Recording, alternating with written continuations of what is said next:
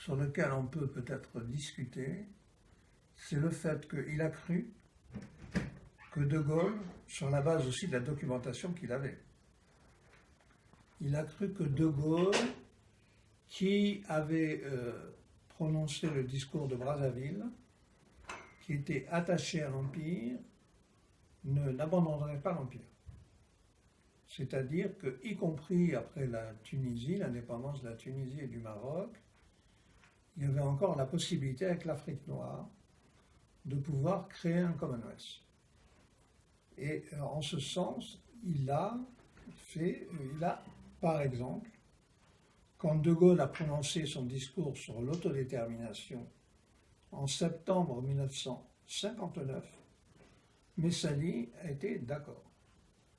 Et donc, l'erreur qu'il a commise, c'est qu'il n'a pas pris la mesure que De Gaulle, finalement, cherchait à créer une division entre le GPRA et d'autre part Messali. C'est-à-dire qu'il voulait à nouveau diviser pour mieux garder le contrôle.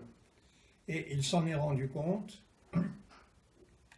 quand au deuxième congrès de l'USTA, il y a Ben Sid qui était le responsable du syndicat, a prononcé un discours qui était gaulliste.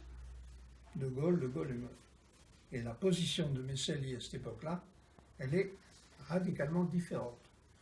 Et donc, de ce point de vue, là, ça commence la décomposition entre une tendance, Ben Sid va passer de l'autre côté, finalement, parce que il a fait confiance, finalement, à De Gaulle, il a pris au pied de la lettre De Gaulle, sans se rendre compte que De Gaulle cherchait à détruire, finalement, jouer la carte de la division entre les deux organisations.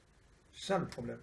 Ça, je pense que ça a été une erreur dont il a pris conscience. Quand il a vu Ben Sid, qui était quand même quelqu'un de Tlemcen, hein, en qui il a été l'un des premiers, tu vois, il était membre du CNRA, et l'un des premiers messalistes. Membre du FAD.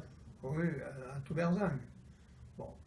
Et ensuite, alors après, il s'est rendu compte qu'il y avait eu une instrumentalisation de la part de De Gaulle, c'est-à-dire que ce n'était pas un homme de parole.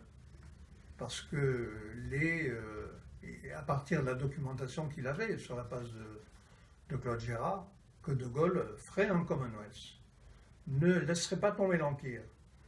Et là, je pense qu'il a surestimé et qu'il en a payé les conséquences.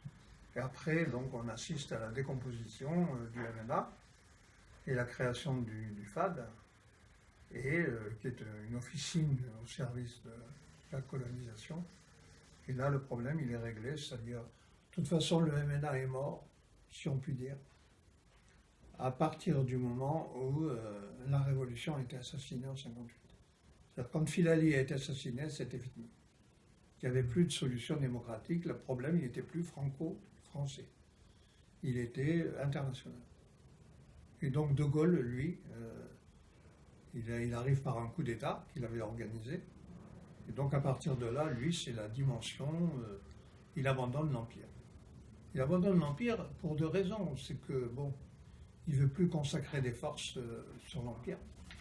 Ouais, il fait une balkanisation complète, uniquement pour avoir le maximum de voix à l'ONU. Voilà, et en même temps, c'est le pillage de l'Afrique.